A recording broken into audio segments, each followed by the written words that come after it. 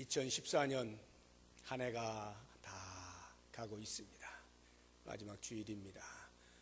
제가 소아시아 7교회를 하나씩 오늘날에 우리 교회에 주시는 주님의 교훈으로 삼기 위해서 살펴보는 중에 이제 오늘 마지막 7번째 교회인 라오디게아 교회를 같이 생각해 보게 되겠습니다. 이 라오디게아 교회는 4대 교회처럼 칭찬을 받은 것이 없고 책망만 받은 그런 교회입니다. 좀 안타까운 사실인데 그 책망의 내용이 15절과 16절에 나오는데요. 15절 보시면 내가 너의 행위를 아노니 내가 차지도 아니하고 뜨겁지도 않다.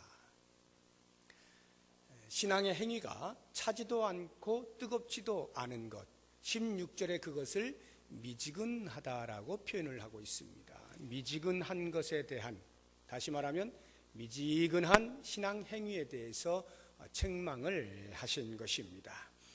이 책망을 들었을 때 라오디게아 교회 성도들은 그것이 무엇을 의미하는지 어렵지 않게 이해할 수 있었습니다. 왜냐하면 예수님이 말씀하실 때 그들의 이해를 돕기 위해서 그들의 정황 가운데에서 비유를 들어서 말씀하셨기 때문에 그렇습니다.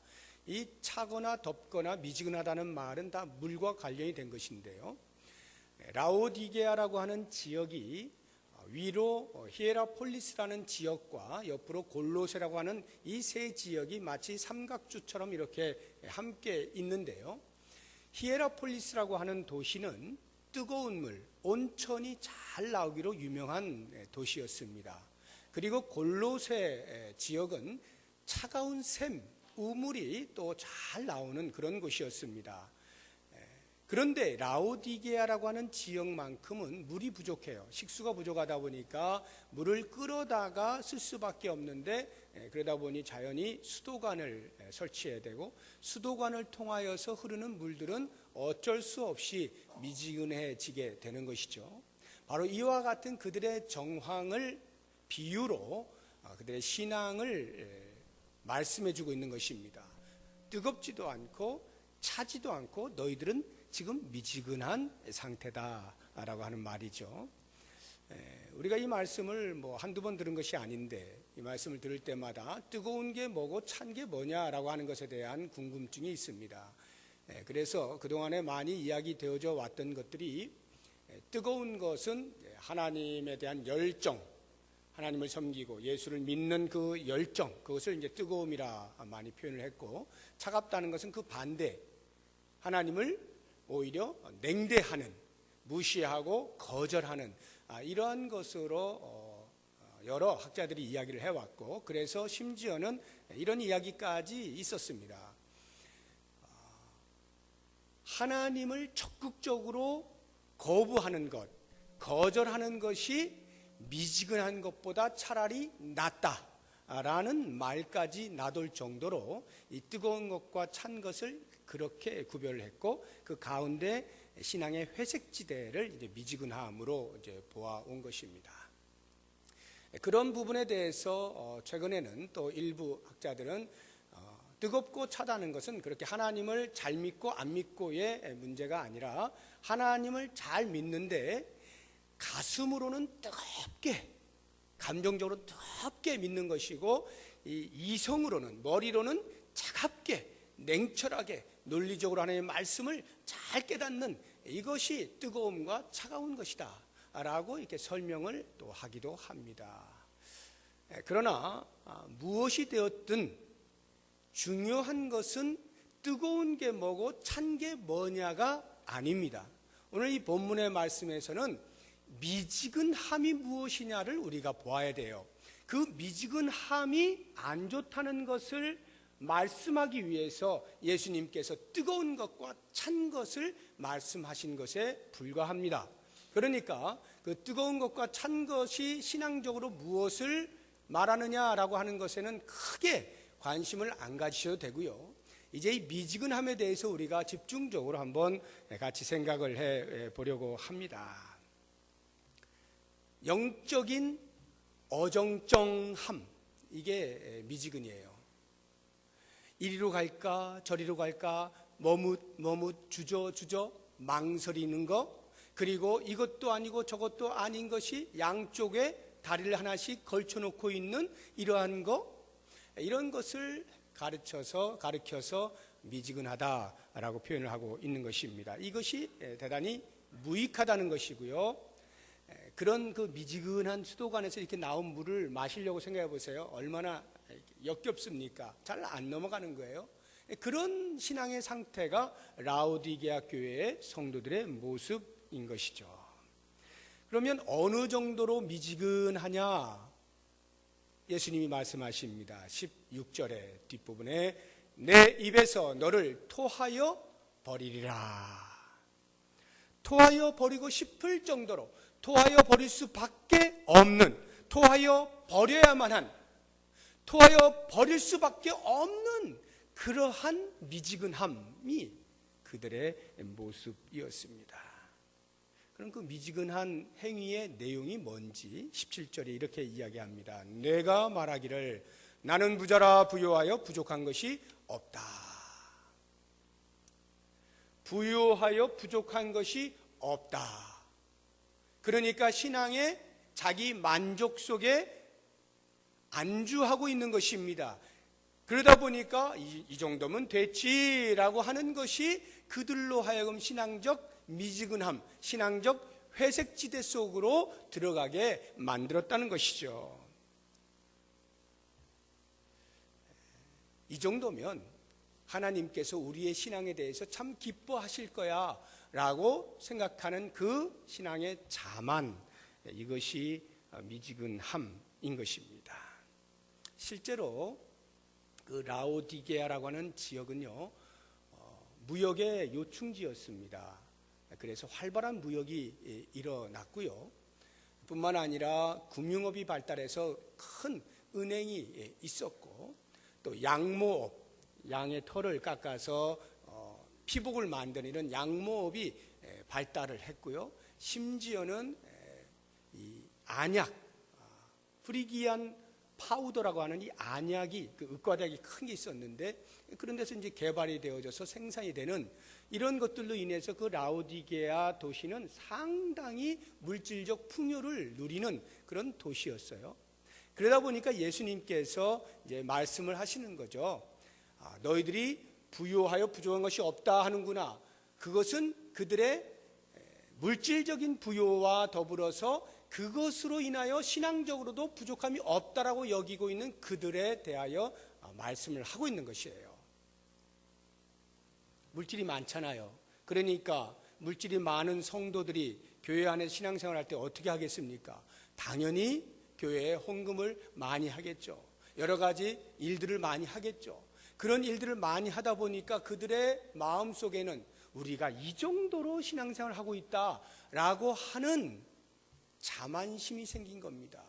물질의 부요를 통하여서 신앙적 부요가 동시에 자동적으로 따라오는 것으로 착각을 하고, 충분해, 우리는 이 정도면 하나님이 만족하실 거야 라고 하는 그 상태를 가리켜서 예수님이 너희들은 지금 미지근하여서 내가 토해버리고 싶을 심정이다 라고 말씀을 하고 있는 것입니다.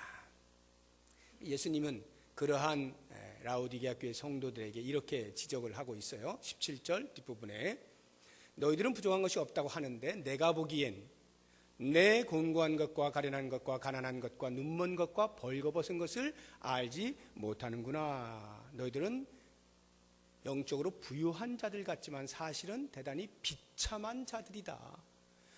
더 비참한 것은 너희들이 그 비참한 상태를 알지 못한다는 데 있다. 이렇게 말씀하고 있는 거예요. 너희가 알지 못하는구나.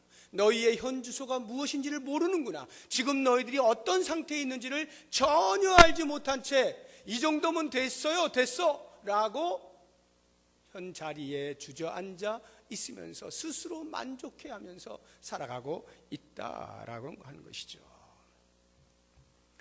이러한 라오디게아 교회 성도들을 향해서 예수님께서 처방을 내리시는 것이 18절에 나옵니다. 세 가지로 처방이 나오는데요. 세 가지 국면이고요. 하나인데요. 어떻게 처방하느냐면 뭘 사라는 거예요. 사라는 것인데요. 세 가지로 사라고 나오죠. 내가 너를 권하노니 내게서 불로 연단한 금을 사서, 불로 연단한 금을 사라는 거예요. 두 번째, 흰옷을 사서. 세 번째, 안약을 사서. 이 세 가지를 사라는 거예요. 지금 이 세 가지는요, 전부 다 그 라오디게아 도시에 충분히 풍부하게 나는 것들이고, 그것으로 자랑 삼고 그것으로 그들의 부요를 누리고 있는 것들이에요. 자, 그런 것들을 빗대어서 예수님이 이렇게 말씀하시는 거예요. 너희들이 불로 연다는 금을 사라. 금을 마구 모으는 것으로 만족하지 말고 불로 연단한 금을 사라. 불로 연단했다는 말은 금이 불에 들어갔을 때 비로소 연단되어져서 순금이 나오지 않습니까? 순금을 뽑아내라는 거예요. 예수님이 말씀하시는 거예요. 너희들이 지금 믿음이 부요하다라고 이야기하고 있지만 사실은 각종 불순물들이 꽉 끼어 있는 믿음이야. 그러니까 거기서부터 모든 불순되어지는 것들 다 뽑아내서 순수한 믿음을 갖도록 해라, 이 말씀이에요. 우리 2장에 보면 서문학교회가 칭찬만 받는 교회 아닙니까? 그 서문학교회가 칭찬을 받을 때 너희가 환난과 궁핍이 있지만 오히려 너희들은 부유한 자라, 칭찬해 주시지 않습니까? 그들은 실제로 가난한 자들이었어요. 핍박을 받는 자들이었습니다. 그럼에도 불구하고 믿음의 부유한 자라고 예수님께 칭찬을 받아요. 그런데 라오디게아 성도들은 반대입니다. 그들은 물질의 풍요가 있어요. 부족함이 없습니다. 그래서 우리는 부유하다라고 말하고 있는데 예수님은 평가하는 거예요. 너희들은 지극히 가난하다. 영적인 가난 속에 있다. 영적인 수치를 당하고 있고 영적인 소경으로 살아가고 있는 것이다. 그러므로 너희에게 섞여 있는 그 불순물들을 다 뽑아내고 순수한 믿음의 자리를 찾아내라, 이렇게 권면하고 있는 거예요. 두 번째로 흰옷을 사라고 하지 않습니까? 흰옷이라고 하는 것은 예수 그리스도의 의의 옷, 그리스도로 말미암아 거룩하게 된 것, 이것을 의미하는 거예요. 정결한 삶, 거룩한 삶, 세속적으로 찌들어 있는, 섞여서 무엇이 참 신앙인지 알 수 없는 그런 세속적인 삶에서부터 흰옷을 입어라, 거룩한 삶으로 나와라 라고 하는 것입니다. 세 번째, 안약을 사서 눈에 바르라는 것인데요. 안약을 산다는 말은 그들이 영적인 통찰력이 없어서 자기들의 현주소를 보지 못한 채 이 정도면 됐어라고 하고 있는 그 상황에서 제발 좀 안약을 사서 눈에 좀 넣어라. 영적인 통찰력을 가지고 너희들의 현주소가 무엇인지를 밝히 보고 의의 자리로 나아올 수 있도록 하라 하는 면에서 예수님께서 사라 말씀하시는 거예요. 그런데 누구한테 사느냐? 다시 18절 보니까 내가 너를 권하노니 내게서 사라는 거예요.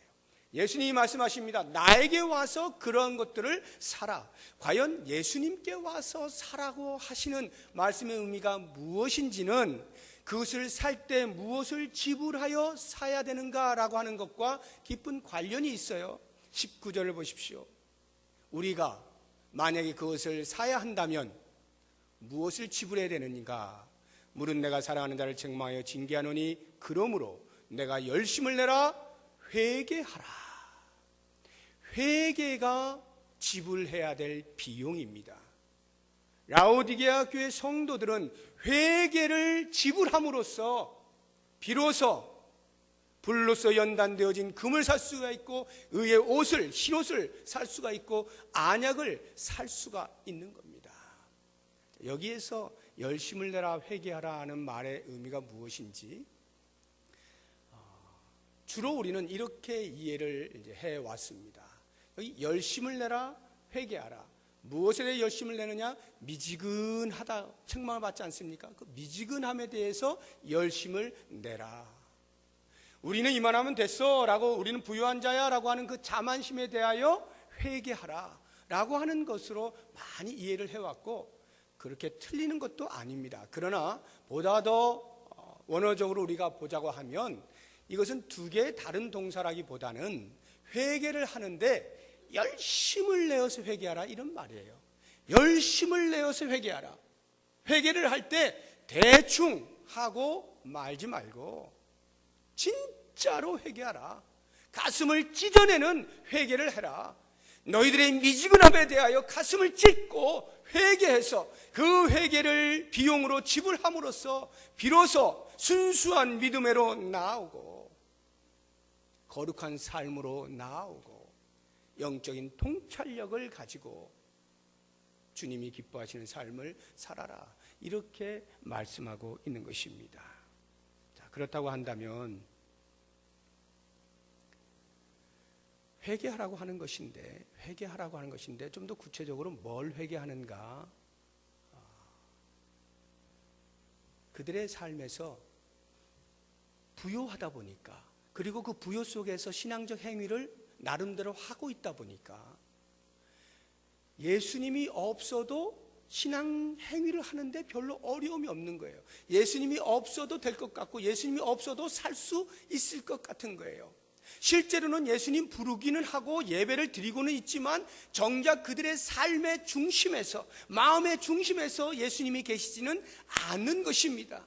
예수님께서 회개하라는 것은 바로 그 부분이에요. 너희들이 정말로 너희들의 삶에서 나를 중심에 모시고 그렇게 살고 있느냐 하는 예수님과의 관계, 이 관계에 대해서 이야기를 하고 계시는 거거든요. 그러면 너희들이 나에게 와서 살아라고 하는 말도 바로 그와 같은 것입니다. 나와 관계없는 것들을 신앙의 행위라고 여기고 그것들에 신경을 써서 그것들로 우리는 신앙생활 잘하고 있어 라고 하는 그 모든 것들로부터 나에게 와서 나와 관계를 새롭게 맺음으로써 새로운 믿음을, 온전한 믿음을, 거룩한 삶을 갖도록 해라 라고 하는 말씀이거든요. 이와 같은 회개가 주님 없이도 잘 살 수 있다라고 하는 것, 자신의 그 영적인 가난을 알지 못하고 영적으로 벗어 있는 것을 알지 못하고 영적인 소경됨을 알지 못하고 주님 없이도 얼마든 신앙생활하고 있는 자기 자신에 대하여 인지를 하고 주님과 회복을 해야 한다는 것이에요. 바로 그 말씀을 위해서 예수님이 치료제로 주시는 것이 20절의 말씀이죠. 볼지어다 내가 문 밖에 서서 두드리노니 누구든지 내 음성을 듣고 문을 열면 내가 그에게로 들어가 그와 더불어 먹고 그는 나와 더불어 먹으리라. 이것이 예수님께서 라오디게아 교회 성도들에게 주시는 치료제예요. 잘 생각하셔야 됩니다. 요한계시록 3장 20절은 우리가 전도할 때 빠지지 않고 쓰는 말씀이에요. 영접하게 할 때, 예수님을 영접하게 할 때 꼭 이 말씀을 같이 암송하게 하고 또는 읽게 해서 자, 예수님을 믿으면 예수님이 당신의 안에 들어오십니다. 그리고 당신도 그 안에 거하시게 됩니다. 이렇게 하면서 전도할 때 빠지지 않고 쓰는 말씀이 이 계시록 3장 20절 말씀이에요. 그런데요, 사실은 그것은 바르게 적용한 게 아니에요. 이것은 불신자에게 주시는 말씀이 아닙니다. 예수님이 하시는 말씀은 라오디게아 교회의 성도들에게 주시는 말씀이에요. 성도들에게 야, 내가 너희들 지금 문 밖에서 두드리고 있다. 무슨 말입니까? 성도임에도 불구하고 예수님을 문 밖으로 내몰 수 있다 이 말이에요. 자신의 인생의 삶의 중심에 자기를 둘 수 있다는 것이죠. 그리고 예수님은 저 변방 어디인가 두고 내가 알아서 신앙생활 하는데 가끔 저 혼자 해결하기 힘든 부분이 있을 수가 있으니 주님, 그때 제가 SOS를 치겠습니다. 구조 요청을 하면 그때에 나타나서 좀 도와주시고 해결이 되면 다시 원래 자리로 가 계시면 제가 또 알아서 제 삶을 열심히 살겠습니다. 그 정도 역할만 해주셔도 충분합니다. 이게 라오디게아 교회 성도들의 삶의 모습이었던 거예요. 그것을 예수님은 미지근하다라고 말씀하고 있는 거예요. 그래가지고는 내가 입에서 토하여 내쳐버린다는 거예요. 안 된다는 거죠. 내가 강력하게 너희의 문 밖에서 문을 두드리고 있다. 너희들 문소리를 좀 들어라. 예수님의 촉구하는 소리이면서 동시에 경고의 메시지예요. 너희들이 끝까지 내 소리를 듣고도 문을 열지 않으면, 끝까지 너희들의 삶의 중심에 나를 두지 않으면 토하여 버리게 되는 일이 있을 것이다 라고 하는 어마어마하게 무서운 말씀을 하시는 거거든요. 그러니까 반드시 열어야 된다는 거예요. 열어서 뭘 해요? 내가 그에게로 들어가 그와 더불어 먹고 그는 나와 더불어 먹으리라. 친밀한 교제를 나누시겠다, 이거 아닙니까? 그러니까 신앙의 행위의 핵심은 그리스도와의 연합, 그리스도와의 친밀한 교제, 이것이에요. 다른 그 어떤 것들은 전부 변방에 있는 것들입니다. 우리의 핵심은 예수 그리스도와 내가 친밀한 교제를 나누고 그와 연합하는 삶을 살고 있느냐, 한 개인으로서 그런 삶을 살고 있는지, 교회 공동체가 예수 그리스도를 중심에 모시고 그리스도를 중심에 모셨는지에 대하여 촉각을 곤두세우고 그 부분을 점검하고 그 부분을 안타까이 여기고 그 부분을 위해서 함께 고민하고 같이 기도하고 있느냐, 이것을 예수님이 지금 요청하고 계시는 거예요. 사랑하는 여러분, 오늘날 저뿐만이 아니라 모든 한국교회 목사님들, 성도들이 공히 공감하고 있는 부분이 있습니다. 지금 이 땅의 교회는 세속의 물결에 휩쓸려서 무엇이 교회이고 무엇이 세상인지 분별이 되지 않을 정도가 되어버렸다 하는 부분에 대하여 모두가 공감하고 있는 사실입니다. 그렇다고 해서 교회를 나오지 않는 게 아니에요. 신앙생활하지 않는 게 아닙니다. 여전히 우리 한국 백성들 가운데 약 20% 정도는 교회를 다니고 있어요. 신앙생활을 하고 있어요. 기독교라고 적고 있습니다. 신앙의 여러 가지 행위들을 하고 있습니다. 그런데 정작 우리의 삶의 중심에 예수님을 모시고 그분과의 친밀한 교제 가운데 연합의 삶을 사느냐라고 하는 부분에 대해서는 쉽게 답을 내릴 수가 없는 겁니다. 이게 뭡니까? 세속의 물결이 교회 안으로 들어오게 될 때 우리가 그것을 막아낼 힘을 잃어버린 거예요. 그러니까 그것도 받아들이면서도 우리의 신앙의 행위도 여전히 진행이 되고 있으므로 우리도 모르는 거예요. 그 정도면 됐다라고 생각하는 거예요. 그 정도면 이미 우리는 신앙생활을 하고 있다라고 여기고 있는 것입니다. 이 모습을 가리켜서 예수님은 미지근하여 토하여 내칠 정도라 말씀을 하고 있는 것입니다. 그러니까 예수님이 정작 교회를 보고 가슴 아파하는 것은 이런 모양이었고 저런 모양이었고 우리가 생각하고 있는 교회로서 갖춰야 될 그런 것들이 없어서가 아니라 예수님을 정말 우리의 삶의 중심에 모시고 사느냐라고 하는 이 부분에 대한 안타까움이 없고 그 부분에 대해 알지 못한 채 우리는 다른 것들을 두고 교회가 이래야 되지 않는가 저래야 되지 않는가 라고 하는 것들로 이야기를 나누면서 우리의 신앙을 점검하곤 하지 않는가 하는 이것이야말로 우리 한국교회가 크게 라오디게아 교회에 전하신 주의 말씀을 들어야 할 때가 아니냐 하는 것입니다. 세속화되어져 버린 교회, 세속화되어져 버린 성도의 삶, 세속화되어져 버린 목사, 우리가 점검할 것은 예수님이 내 마음 중심에 있어 언제나 내가 예수님과 더불어서 대화하면서 예수님을 중심하여 살아가고 있는지 사도 바울이 고백하지 않습니까? 그런즉 이제는 내가 산 것이 아니요 내가 십자가에 못 박혔나니 그런즉 이제는 내가 산 것이 아니요 내 안에 그리스도께서 사신 것이라. 이제 내가 사는 것은 나를 위하여 나를 사랑하사 나를 위하여 자기 몸을 버리신 하나님의 아들을 믿는 믿음 안에서 사는 것이라. 이게 사도 바울의 고백이에요. 내가 그리스도와 함께 십자가에 못 박혔나니 그런즉 이제는 내가 산 것이 아니에요. 내 안에 그리스도께서 사시는 것이에요. 그리스도를 믿는 믿음 안에서 내가 살아가는 것이에요. 전혀 다른 삶을 사는 거예요. 그리스도를 중심하여 사는 삶으로 바뀌어버리는 거예요. 인생이 바뀌어버리는 거예요. 세상이 바뀌어버리는 것입니다. 이게 성도요, 이게 교회입니다. 모쪼록 우리의 삶 가운데 찾아온 세속화의 소리들, 세속화의 모습들에 우리가 현혹되지 아니하고 끝까지 우리 안에 그리스도가 중심에 계시는가를 살피면서 그것을 위해서 안타까이 여기고, 그것을 위해서 같이 눈물을 흘리고, 그것을 위해서 고민하고, 어떻게 하면 교회가 그리스도를 중심하여 살 수 있을까 하는 이 부분으로 같이 머리를 맞대고 교회를 지켜 나간다면,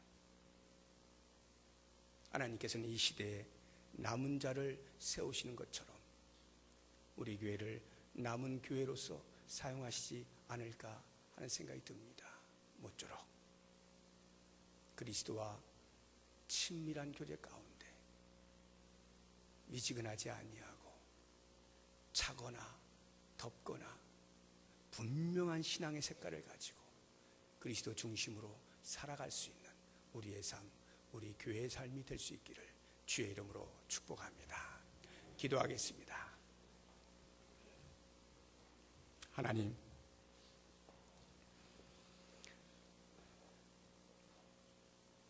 창조의 근본이 되시는 예수님께서 우리의 삶의 중심에 계시기를 원하실 때 우리는 이 땅에 하찮은 것들을 중심에 두겠다라고 얼마나 고집을 부리며 잘못된 신앙의 행위들을 해왔는지, 라오디게아 교회를 향하여 던지시는 주님의 경고의 메시지를 엄중히 듣기를 원합니다. 우리의 삶이, 우리 교회의 삶이 오직 예수 그리스도를 중심하여 그리스도의 이름이 높아지는 그것을 위하여 진력할 수 있는 삶이 되게 하여 주시옵소서. 예수님의 이름으로 기도드립니다. 아멘.